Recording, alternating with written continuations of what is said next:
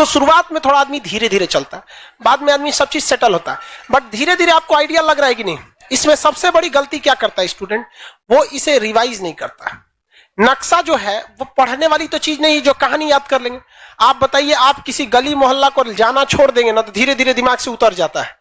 आपको अगर आप बहुत सी चीजों को ऐसे देखे होंगे ना, जहां आप मोहल्ले में रहते होंगे या जो लड़के पटना में रहते हैं या बाहर रह के पढ़ते होंगे, आप कुछ ऐसे दुकानदारों को देखते होंगे जिन्हें शक्ल से पहचानते हैं लेकिन नाम भी नहीं जानते, है कि नहीं।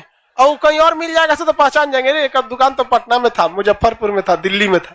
क्यों? आप रेगुलर देख रहे थे। तो नक्शा को भी क्या करते रहना है, रेगुलर देखते रहना है। जो हम यहाँ पढ़ा रहे हैं, आप अपने लॉज में सबसे कमजोर विद्यार्थी खोजिएगा जो पढ़ने में बकलोल हो। समझदार को नहीं, समझदार बहुत घमंडी होते हैं सब, उन सब से दूरी बना के रखिएगा। लॉज में जो आपको सलाह देने आए ना, सबसे पहले साइड होइएगा। बर्बाद और नाकामयाब लोगों की कुछ पहचान है, उन्हें नींद बहुत आती है, भूख ससुरन को बड़ी भयानक रखता है, आराम बहुत खोजेंगे सब। दुनिया का कुछ भी दिखाइए, उनमें उन ससुरों को बुराई दिखेगी ही दिखेगी। जो व्यक्ति आपको कह दिया बुराई करते हुए ऐसे वैसे, वो कभी आगे नहीं जा सकता है, कभी नहीं। क्योंकि कामयाबी इतना ज्यादा वक्त कहती है, कामयाबी कहती है तुम मुझे वक्त दो, हम तुमको कामयाबी देने दें। तो कामयाबी में इतना वक्त लगता है कि उसके पास कभी भी वक्त ही नहीं है दूसरे की बुराई करने के लिए। और दुनिया में लोग कहते हैं ना, कामयाब होने के लिए कुछ रास्ते अपनाइए, कुछ रास्ते अपनाइए। सिंपल एक रास्ता है कामयाब होने का, वक्त। मेहनत वहनत कुछ नहीं, कुछ मेहनत नहीं, समय दीजिए, समय। आप दुनिया में किसी को समय दीजिए, वो आपका होगा।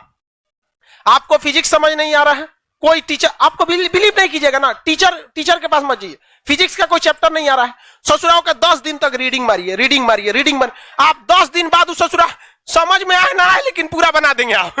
तो दुनिया का कोई चीज आपका होगा अगर आप उसे समय देंगे तब। लेकिन आप समय लड़की को दे देते हैं। तो आप किसी चीज में कामयाब होंगे, ये डिपेंड करता है आप उसे कितना समय देते हैं। तो लॉज में जो कमजोर विद्यार्थी होगा उसे क्या कीजिएगा, पढ़ाइएगा, ये समझ के कि आप खान सर हैं।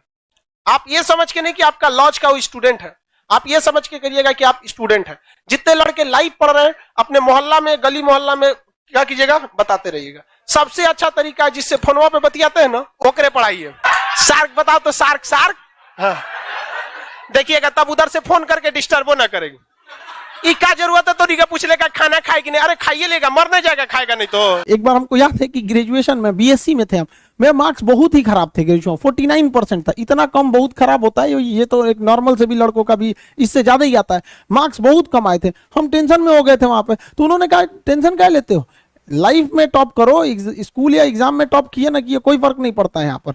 इसलिए किसी भी लाइफ की एंट्री भले खराब हो लेकिन एग्जिट एकदम तगड़ा होना चाहिए। आपका बचपना भले गरीबी में बीता हो लेकिन आपके माँ बाप की बुढ़ापा कभी गरीबी में नहीं बीतनी चाहिए। और लाइफ में ठोकर लगना तो बहुत जरूरी है, क्योंकि ताश में जोकर और जिंदगी में ठोकर कभी भी माहौल बदल सकते हैं। और बुरा वक्त से कभी घबराना नहीं चाहिए, क्योंकि बुरा वक्त ही बताता है कि लोग क्या थे और हम क्या समझ रहे थे। लाइफ में सबके साथ चैलेंजेस आते हैं, सबके जीवन में कठिनाइयां आती हैं। कठिनाइयों का आना एक पार्ट ऑफ लाइफ है और उससे जीत कर निकल जाना एक आर्ट ऑफ लाइफ है। सबके जीवन में संघर्ष आते हैं, हम लोग के समय में भी आए थे।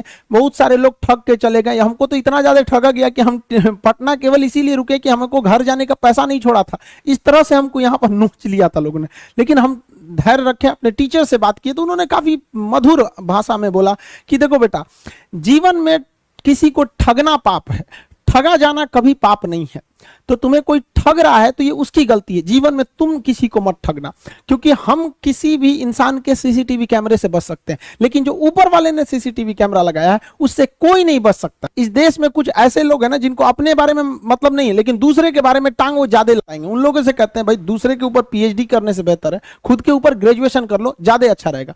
लड़का को फ्रस्ट्रेट होता है तो एक बार अपना टाइम टेबल बनाएगा, सुधारेगा, भाई इतना ऐसा टाइम टेबल बनाओ जो दिल में रहता हो। और बहुत से लड़कों को देखते हैं कि सुबह 4 बजे उठते हैं, हमने अपनी लाइफ में कभी 4 बजे नहीं उठेंगे तो पूरा दिन डिस्टर्ब रहेगा। आप जिस समय कंफर्टेबल हैं उस समय उठिए, लेकिन हाँ एक बात जरूर याद रखिएगा, जितना जल्दी उठेंगे उतना ज्यादा आपके पास वर्क टाइम ज्यादा रहेगा। अब देर से सो के उठेंगे तो आप एक अच्छा सा वर्किंग टाइम को गंवा चुके रहेंगे। तो एटलीस्ट कोशिश कीजिए कि भाई बहुत से बहुत तो 6-7 के बीच में उठ ही जाइए। और पहले उठते हैं तो ये अच्छी बात है, लेकिन ऐसा नहीं है कि जो पहले नहीं उठते हैं उनके लिए बहुत गलत बात।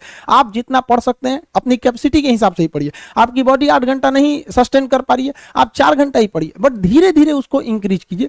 हर चीज के लिए होता है, आप अपनी बॉडी के हिसाब से किसी काम को करिए। आप किसी भी काम को अगर लगातार 21 दिन करते हैं तो धीरे धीरे वो आपकी आदत बन जाती है, और अगर किसी काम को लगातार 90 दिन कर देते हैं तो फिर वो आपकी दिनचर्या बन जाती है। अब आप डिसाइड कीजिए कि आप अच्छे काम को करना चाहते हैं या गलत काम को। जहां आपको कंफर्ट मिलता है वो रास्ता कभी भी कोई मंजिल को नहीं ले जाती है, क्योंकि मंजिल वाला रास्ता काफी चुनौतीपूर्ण भरा होता है, उसमें कंफर्ट कभी नहीं मिलता है।